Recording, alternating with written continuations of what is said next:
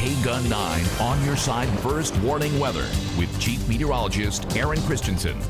Well, we've been tracking the storm system in New Mexico, and it's sliding its way into northern Mexico, but it's still putting the squeeze on southern Arizona. Counterclockwise flow around that low is working in tandem with high pressure to our north and creating a pressure pump of sorts across Arizona, and that is the culprit for these strong winds that are just now starting to move into Pima County. If you joined us at 5 and 6, then you know we were talking about the wind at that time from the north, but that it would eventually shift this evening, moving in from the east. And certainly we've begun to see that take shape here, especially east of Tucson. The red arrows are telling us where the wind is blowing to. So from the east to the west, and we're seeing that easterly component now starting to spread a little farther west into places like Oracle, Tucson, and Nogales. Now, as far as those wind gusts are concerned, they too are starting to move in over a wider area. 25-mile-an-hour gusts in Nogales, 24 Sierra Vista, 21 for Wilcox,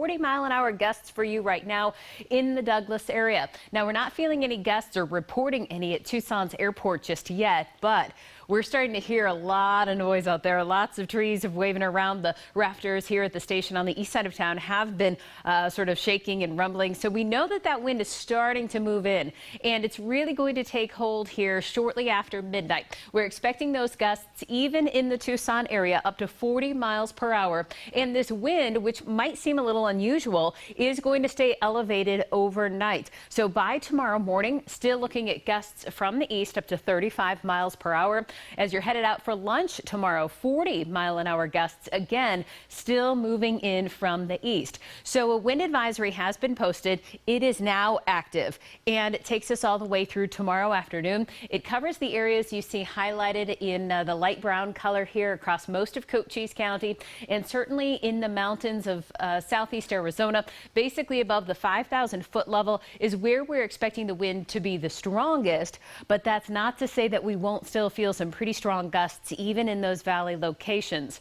56 degrees for Tucson overnight. Tomorrow up to 74, but again, it will be that wind that catches our attention most, and some areas of blowing dust certainly a possibility, especially along I-10 if you're driving from Tucson up to Phoenix tomorrow.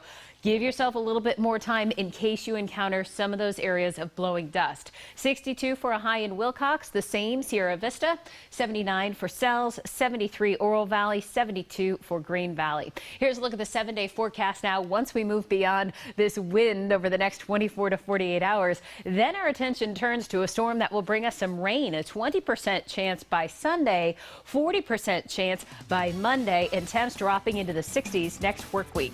KGUN 9 on your side at 10 o'clock. We'll be right back with sports.